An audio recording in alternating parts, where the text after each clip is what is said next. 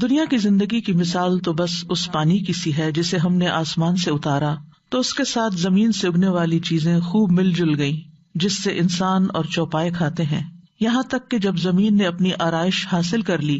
اور خوب مزین ہو گئی اور اس کے رہنے والوں نے یقین کر لیا کہ بے شک وہ اس پر قادر ہیں، تو رات یا دن کو اس پر ہمارا حکم آ گیا تو ہم نے اسے کٹی ہوئی کر دیا جیسے وہ کل تھی ہی نہیں۔ اسی طرح ہم ان لوگوں کے لیے آیات کھول کر بیان کرتے ہیں جو خوب سوچتے ہیں، اور اللہ سلامتی کے گھر کی طرف بلاتا ہے اور جسے چاہتا ہے سیدھے رستے تک پہنچا دیتا ہے۔ دوسری مثال سورۃ الکہف کی ہے، آیت نمبر 45، اور ان کے لیے دنیا کی زندگی کی مثال بیان کیجیے جیسے پانی جسے ہم نے آسمان سے اتارا تو اس کے ساتھ زمین کی نباتات خوب مل جل گئی، پھر وہ چورا بن گئی جسے ہوائیں اڑائے پھرتی ہیں، اور اللہ ہمیشہ سے ہر چیز پر پوری قدرت رکھنے والا ہے۔ پہلی مثال کا سیاق و سباق کچھ یوں ہے کہ اس سے پہلے اللہ سبحانہ تعالیٰ فرماتے ہیں کہ هو الذی یسیرکم فی البر والبحر، وہی ہے جو تمہیں خشکی اور سمندر میں چلاتا ہے، یہاں تک کہ جب تم کشتیوں میں ہوتے ہو اور وہ انہیں لے کر عمدہ ہوا کے ساتھ چل پڑتی ہیں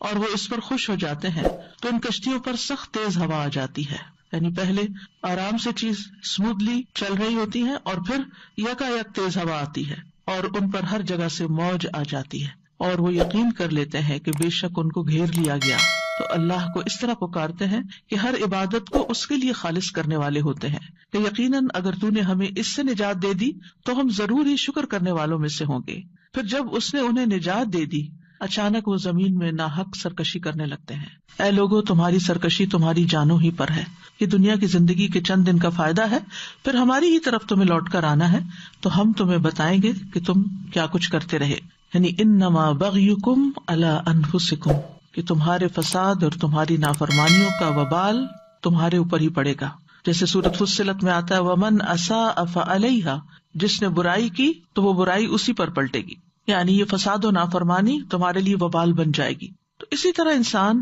اس دنیا کی زندگی میں مختلف طرح کی خواہشات کے ساتھ لطف اندوز ہوتا ہے، اگر ان کے درمیان وہ اپنے رب کو یاد نہیں کرتا، اپنے اگلے گھر کو یاد نہیں کرتا جہاں اسے ہمیشہ رہنا ہے، تو پھر اس کے لیے صرف غم اور حسرتیں ہی باقی رہ جائیں گی، دنیا کا ساز و سامان تو ختم ہو جائے گا، جس کو اللہ سبحانہ تعالیٰ نے اس مثال میں بہترین طریقے سے بیان کیا ہے، کیونکہ عموماً انسان دنیا کی خوبصورتی اور رونق سے دھوکا کھا جاتا ہے۔ جب وہ کسی چیز کا مالک ہوتا ہے تو وہ سمجھتا ہے کہ اب مجھے کوئی چیز نقصان نہیں دے سکتی، کہ یکا یک انسان پر ایسی جگہ سے آفت آتی ہے کہ جس کو انسان سوچ بھی نہیں سکتا، اور اس کے ساتھ ہی اس کے لطف کا وقت ختم ہو جاتا ہے۔ تو آئیے دیکھتے ہیں اس مثال کو کچھ وضاحت کے ساتھ۔ انما مثل الحیات الدنیا، انما کلمت حصر ہے، یعنی اس کے سوا کچھ نہیں، حقیقت یہی ہے۔ مثل الحیات الدنیا، دنیا کی زندگی کی مثال، یعنی دنیا کی زندگی کی حالت، اس کا وصف کیسی ہے یہ دنیا کی زندگی؟ کمائن، پانی کی طرح،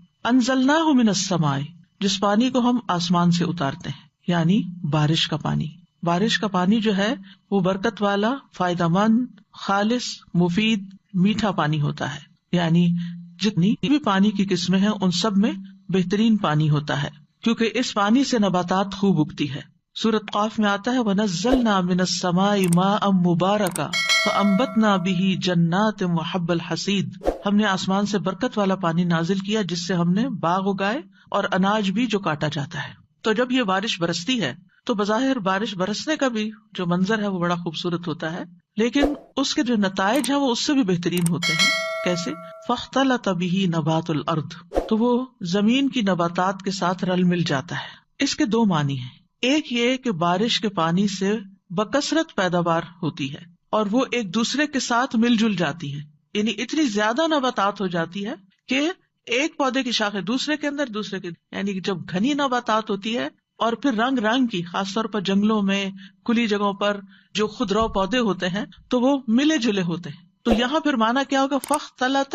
بسببہ، یعنی با یہاں سببیہ ہوگی کہ اس بارش کی وجہ سے نبات الارض جو تھی وہ آپس میں مل جل گئی، مختلط ہو گئی، گھل مل گئی۔ اور دوسرا معنی کیا ہے کہ پانی سے جو پیداوار یا نباتات حاصل ہوئی وہ انسانوں اور چوپایوں کے لیے ملی جلی تھی، جیسے گندم کے دانے تو انسانوں کی خوراک تھے، اور اسی کے اندر سے جو بھوسا نکلا یا جو اس کے پتے وغیرہ تھے وہ چوپایوں کی خوراک بن گئے۔ اور نباتات کی اکثر اقسام کی یہی صورت ہوتی ہے کہ ان میں سے کچھ انسان کھاتے ہیں اور کچھ جانور کھاتے ہیں، کچھ پرند چرند کھاتے ہیں، تو ملی جلی نباتات اگتی ہے زمین سے جس میں سب کی ضروریات پوری ہوتی ہیں۔ اور ویسے بھی یہ کہ فاختلط بہ نبات الارض، تو پانی جو ہے وہ نباتات الارض میں مل جاتا ہے، یعنی اس کے ساتھ مل کے اس کو رونق بخشتا ہے۔ یعنی جب یہ پانی مٹی کی اندرونی تہہ میں داخل ہو جاتا ہے، پودوں کے اوپر تو پڑتا ہی ہے، تو ڈائریکٹ پودے نہیں لیتے، پانی زمین کے اندر جاتا ہے اور اس مٹی کے اندر، اس زمین کے اندر بیج ہوتے ہیں، تو یہ بیج اگاتے ہیں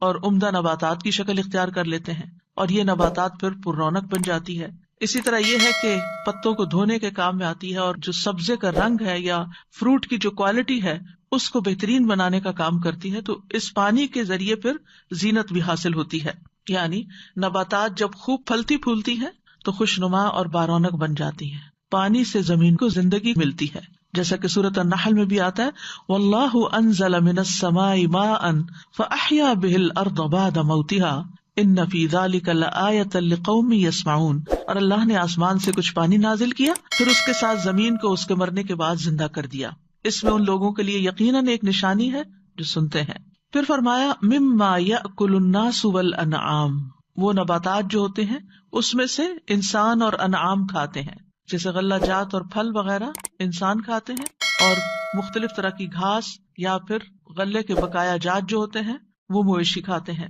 تو آسمان کے پانی سے ساری مخلوق کے لیے ایک طرح سے رزق برستا ہے، جیسے سورۃ طٰہٰ میں بھی آتا ہے الذی جعل لکم الارض مہدا وسلک لکم فیہا سبلا وانزل من السماء ماء فاخرجنا به ازواجا من نبات شتى کلوا وارعوا انعامکم ان فی ذلک لآیات لأولی النہی، وہی جس نے تمہارے لیے زمین کو بچھونا بنا دیا اور تمہارے لیے اس میں راستے جاری کر دیے، اور آسمان سے کچھ پانی اتارا، پھر ہم نے اس کے ساتھ کئی قسم کی مختلف نباتات نکالی، کھاؤ اور اپنے چوپایوں کو چراؤ، بے شک اس میں عقل والوں کے لیے بہت سی نشانیاں ہیں۔ تو ایک ہی پانی برستا ہے، ایک ہی زمین ہوتی ہے، اور اس میں مختلف طرح کے قسم کے لاکھوں قسم کے پودے جو ہیں وہ زمین سے نکلتے ہیں، جن کی اصل تعداد اللہ ہی جانتا ہے، یہ اسی کی پلاننگ اور اسی کا پروگرام ہے، یعنی طرح طرح کا رزق اس میں سے نکلتا ہے۔ نبات شتّا، ایک اور جگہ پر آتا ہے فَأَخْرَجْنَا بِهِ نَبَاتَ كُلِّ شَيْءٍ، ہم نے اس کے ساتھ ہر قسم کی نباتات اگائی، یعنی جتنی بھی نباتات ہیں، چاہے وہ درختوں کی شکل میں ہے یا بیلوں کی شکل میں یا پودوں کی شکل میں ہے یا باڑ کی شکل میں، کسی بھی شکل میں، وہ ساری اس پانی کی محتاج ہے۔ پانی کے بغیر زمین کے اندر سے کچھ بھی نہیں نکل سکتا، اور یہ پانی کبھی تو براہ راست بارش کا برستا ہے تو فائدہ دیتا ہے، اور کبھی وہی پانی جو ایکسٹرا بارش کا ہوتا ہے وہ زمین میں رس کر زمین کے اندر جو سٹیمز بنتی ہیں ان سے پھر نکل کر نباتات کو سیراب کرتا ہے۔ تو بہرحال ہر طرح کے پھل، ہر طرح کے پودے، پھول اور غلہ جات، یہ سب کچھ زمین کے اندر سے نکلتا ہے، اور وہ سب بھی جو جانور کھاتے ہیں۔ کسی ایک بھی غذا کو آپ لے لیں تو اس کے مختلف اجزاء ہوتے ہیں، اس کے مختلف حصے ہوتے ہیں، ایک پودے کے مختلف حصے ہوتے ہیں، تنا ہوتا ہے، شاخیں ہوتی ہیں، پتے ہوتے ہیں، اس کے اندر پھول ہوتے ہیں، اس کے پھل ہوتے ہیں، اس کے اندر پھر بیج ہوتے ہیں، تو ان میں سے ہر ایک کے اپنے اپنے فائدے ہیں۔ مثال کے طور پہ آپ دیکھیں، بیری کا پودا لیں، اس کے پھل کسی اور کام آتے ہیں اور پتے کسی اور کام آتے ہیں، کتنے جانور بیری کے درختوں سے پتے کھاتے ہیں۔ پھر اسی طرح گندم کا پودا ہوتا ہے تو اس کا چھوٹا سا دانا جو ہے وہ انسان کھاتا ہے، لیکن باقی سارا حصہ جانوروں کے کام آتا ہے۔ اور ایک گندم کے چھلکے کو ہی آپ لے لیں، گندم کے اوپر سے جو بھوسی اترتی ہے اس کے اندر معدنیات کی بہت سی مقدار پائی جاتی ہے، کہا جاتا ہے کہ اس میں پوٹاشیم، سوڈیم، میگنیشیم اور سلیکون پایا جاتا ہے، جس چھلکے کو ہم اتار کے پھینک دیتے ہیں، اور یہ معدنیات جو ہیں ہمارے جسم کی جو ٹوٹ پھوٹ ہوتی ہے اس میں بہترین کام کرتی ہیں اور ہمارے جسم کو طاقت بھی پہنچاتی، یعنی بہت سی وٹامنز آپ کہہ لیں کہ اس کے اندر موجود ہوتی ہیں جو اللہ سبحانہ وتعالیٰ نے انسان کے لیے پیدا کی، لیکن انسان عام طور پر جانوروں کے آگے ڈال دیتا ہے، کیونکہ ہم وہ جو بھوسی نکلتی ہے اس کو عموماً پھر جانوروں کو کھلا دیتے ہیں، اور خود وائٹ بریڈ پسند کرتے ہیں، سفید روٹی جس میں صرف نشاستہ ہوتا ہے۔ تو بہرحال ہم انسان بہت عقل مند ہوتے ہوئے بعض اوقات ایسی غذائیں کھاتے ہیں کہ جو ہمارے لیے فائدے کی بجائے الٹا نقصان دہ ہوتی ہیں۔ یہ وجہ کہ نبی صلی اللہ علیہ وسلم نے اپنی پوری زندگی میں کبھی بھی ایسے آٹے کی روٹی نہیں کھائی کہ جس کے اوپر سے چھلکا اترا ہوا ہو۔ اور بعض علماء کہتے ہیں کہ سب سے پہلی چیز جو مسلمانوں نے رسول اللہ صلی اللہ علیہ وسلم کی وفات کے بعد ایجاد کی وہ آٹے کو چھانا تھا۔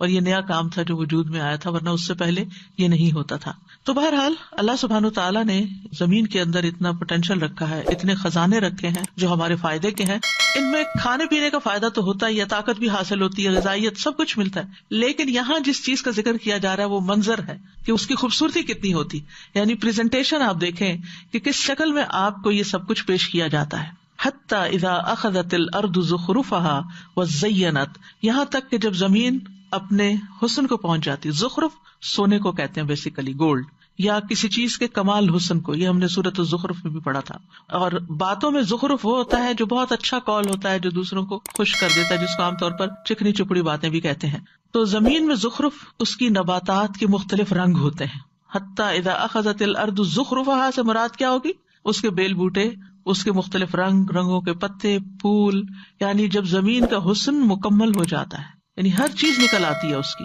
ابتدا میں تو چھوٹی چھوٹی نکلتی ہے، پھر تھوڑی اور زیادہ، پھر زیادہ، لیکن ایک وقت آتا ہے کہ اس کا حسن مکمل ہو جاتا ہے اور بہت ہی عمدہ منظر نظر آتا ہے، مختلف رنگ نظر آتے ہیں اس کے اندر. تو ایسے موقع کو زخرف کہتے ہیں. یعنی زمین کا ایسا منظر ہو جاتا ہے جو دیکھنے والوں کو خوش کر دیتا ہے. یوں لگتا ہے جیسے زمین نے ایک خوبصورت چادر اوڑھ لی ہے. اور ایسے ہی موسم میں پھر لوگوں کی تفریح اور آؤٹنگ بھی بڑھ جاتی ہے، اور پارکس آباد ہو جاتے ہیں، اور لوگ باہر نکلنے لگتے ہیں. عجیب نظارہ اور رنگ نظر آتا ہے. کوئی سفید پھول کھلے ہوئے ہیں، کوئی یلو، کوئی ریڈ ہے، کوئی پنک ہے، اور رنگ ہی رنگ ہے. اور پھر اوپر تتلیاں بھی بعض اوقات آ جاتی ہیں. تو یہ سب کچھ کس سے ہوا؟ پانی سے. زمین کا یہ رنگ بدلا، زمین بارونق ہو گئی. فَأَنبَتْنَا بِهِ حَدَائِقَ ذَاتَ بَهْجَةٍ، کہ ہم نے اس کے ساتھ رونق والے باغات اگائے. مَا كَانَ لَكُمْ أَن تُنبِتُوا شَجَرَهَا، تمہارے بس میں نہ تھا کہ تم یہ سب اگا سکتے. تو بہرحال یہ زخرف جو ہے قدیم زمانے میں زمین کی سب سے زیادہ نوٹیسیبل چیز تھی. آج کے دور میں آپ دیکھیں کہ ہم ایک مصنوعی زندگی گزار رہے ہیں، اور ہم نے اپنی اس مصنوعی زندگی میں زینت کے بہت سے سامان پیدا کر لیے، جس میں آپ بلڈنگز کو دیکھیں، محلات کو دیکھیں، یعنی آرکیٹیکچر جو ہے، یا جو بڑی بڑی عمارتیں بنتی ہیں ان کے باہر کیسے کیسے زیب و زینت کے سامان، ایسے شیشے اور ایسے رنگ اور ایسے ڈیزائن اور ایسی چیزیں لگا دی گئی ہیں کہ لوگ اب اس زخرف کو چھوڑ کر اس کی طرف زیادہ مائل ہوتے ہیں. اسی طرح انٹیریئر ڈیکوریشن آپ دیکھیں، پورا ایک علم بن چکا ہے، اور کس طرح اس پر مال خرچ کیا جاتا ہے. پھر اسی طرح بازار دیکھیں، مالز کو آپ دیکھیں. تو آج کے انسان کی اولین ترجیح کیا ہو گئی ہے؟ زیب و زینت کو اختیار کرنا. خود اپنے لباس میں، اپنے چہرے پر، اپنے بیگز، اپنے جوتے، یعنی ہر طرح کوئی چیز بھی آپ دیکھیں، فرنیچر دیکھیں، کسی بھی چیز پہ نظر ڈالیں، حتیٰ کہ کھانے پینے کی چیزیں بھی، ان کو بھی غذائیت سے زیادہ سجانے کی فکر ہوتی ہے کہ خوبصورت نظر آئے. تو یہ خوبصورتی کی جو حص ہے یہ انسان کے اندر ہے، اور اس سے وہ دھوکا کھا جاتا ہے. اور یہ کہنے کے باوجود کہ ہر چمکتی چیز سونا نہیں ہوتی، لیکن بھاگتا پھر بھی وہ چمکتی چیزوں کے پیچھے ہی ہے. تو زمین کے اوپر جب یہ سارا حسن نظر آتا ہے، وَظَنَّ أَهْلُهَا أَنَّهُمْ قَادِرُونَ عَلَيْهَا، اور اس کے مالک یہ سمجھتے ہیں کہ ہم اس پر قادر ہو گئے، یعنی ہم اس سے پورا فائدہ اٹھا سکتے ہیں. بہترین گھر انسان تیار کرتا ہے، بہترین چیزیں لگاتا ہے، سجاتا ہے، اور وہ سمجھتا ہے کہ اب یہ سب کچھ میرے کنٹرول میں ہے. لیکن حقیقت کیا ہے؟ حقیقت یہ ہے کہ جو ہی انسان یہ سمجھنے لگتا ہے کہ وہ ان چیزوں پہ قادر ہوگا، یہ چیزیں اس کے کنٹرول میں آ گئی، اب وہ پوری طرح ان سے فائدہ اٹھا سکتا ہے، تو کچھ اور حادثہ ہو جاتا ہے. اور یہ ہم دن رات دیکھتے ہیں کہ دنیا کی بڑی بڑی ترقیوں، بڑی بڑی خوبصورت چیزوں، بہت زیادہ جو دنیا کے آرائش کے سامان ہیں، ان کا انجام کیا ہوتا ہے. ویسا کوئی فنکشن ہوتا ہے، ڈیکوریشن آپ کرتے ہیں، اس کے بعد کیا ہوتا ہے؟ جب آپ سمجھتے ہیں کہ اب تیار ہو گئے، اب ٹھیک، اب پرفیکٹ، اب سب ٹھیک ہو گئے، اس کے بعد ساتھ ہی زوال شروع ہو جاتا ہے، ساتھ ہی خاتمے کی طرف لگ جاتا ہے.